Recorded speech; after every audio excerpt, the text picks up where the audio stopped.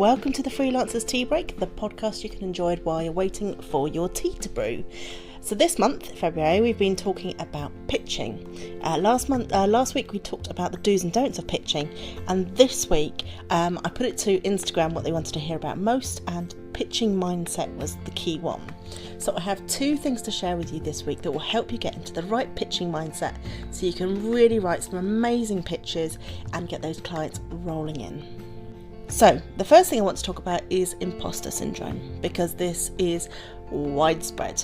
Every freelancer I've ever spoken to at every level at some point or regularly deals with imposter syndrome. And I think on the one hand it's great because it keeps driving us to be better, but sometimes it can hold us back from doing our best as well. So if you haven't experienced it or you haven't realised what the term means, imposter syndrome is basically where you feel like you're going to be called out as an imposter, or somebody's going to call your bluff or be negative about what you're doing. So it's really, really important to identify, first of all, if you're dealing with imposter syndrome, your brain's basically playing games on you to keep you safe, really, in a way. It's a way of keeping you safe from any harm or embarrassment, but sometimes you don't need that. So I've got a few ways for you to overcome your imposter syndrome. So the first thing is to write down a confidence list, which is a list of the brilliant things that you've done, especially in the last year or two, that you can refer back to when you need a confidence boost. This might be emails that you've had, and I would encourage you to have some kind of positive feedback folder in your email that you file any nice emails into, whether it's a reply to a newsletter or a client feedback. Pop it all in that inbox, because then that's a really nice way to just quickly go through and see all the great things that people have said about you. So that's the first one. Second thing to do is to get really clear on what you do, the benefits of how it offers, the benefits of it for the clients, and what your unique selling point is. If you're not very clear on it, it's really not going to be clear for the client, and then they're not going to want to buy in.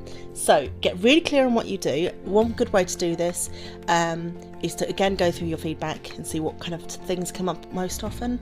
So for example, you might say things like you might think it's just to do with increasing sales and things like that, but your clients might be mentioning things like peace of mind, giving them back a lot more time, and there's lots of terms like that you need to keep an eye out for, and make sure you include that in your USP. You could also have a bit of a mutual pitch off. You can find someone in the Facebook group, the Freelance Lifestylers, and have a bit of a pitch off where you both give each other say a 1-minute pitch of what you do, and that will just be great for getting feedback and just getting into the practice of doing it. One other thing I'd encourage you to look at, and it's very woo-woo, but EFT, which is tapping, is a practice that helps you work through the emotions of something. Now Marie Holden, I'll pop her link below on YouTube. She's got some amazing videos that you can tap along with and just basically follow what she does, and it helps you work through the emotions and be able to separate what's irrational and what's rational about your thought processes. So I'd really recommend having a look at that too. So once you've done that, once you've overcome the imposter syndrome, or at least identified what's holding you back there, I want you to think about a confidence routine. Now, if I'm doing a scary pitch or I'm getting ready to do a webinar or anything like that, I have a certain routine that I put in place before I do it to make sure that my energy is in the right place. Gosh, that does sound very woo, but to make you feel like you're in the best mindset possible. So think about all your senses. So make sure you've got a favourite drink to hand, plus if you're talking or anything like that, you need a drink to hand. But something that makes you feel good. Think about smells, so maybe a candle or essential oils. There are lots of essential oils that are supposed to help you feel more confident or more alert or energetic. Think about, I guess you could say with touch, it could be about wearing something that makes you feel confident, like a powerful colour, maybe like a bright red top or something like that will make you feel like you're going to boss this. I have a confidence playlist that I listen to, so lots of kind of kick-ass songs that make you feel on top of the world. And finally, make sure that everything around you is tidy when you're doing a pitching.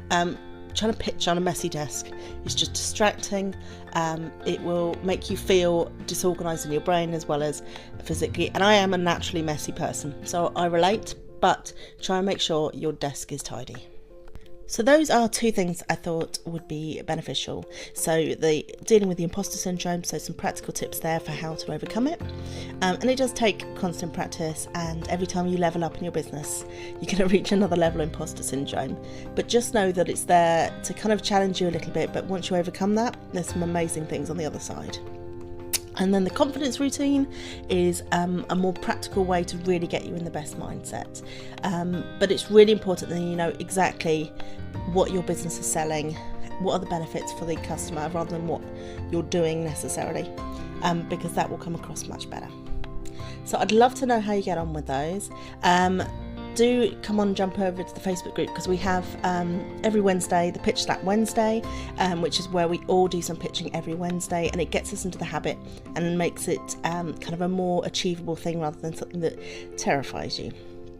So I'll leave the details of that below, and I've also got my life stash, which you're welcome to have a look at as well, which is in the links below as well, and that has everything from templates to pitch to how to boost your freelance confidence. So it's absolutely full of resources that would be useful for you. And next week will be the final mindset or the final podcast this month on pitching.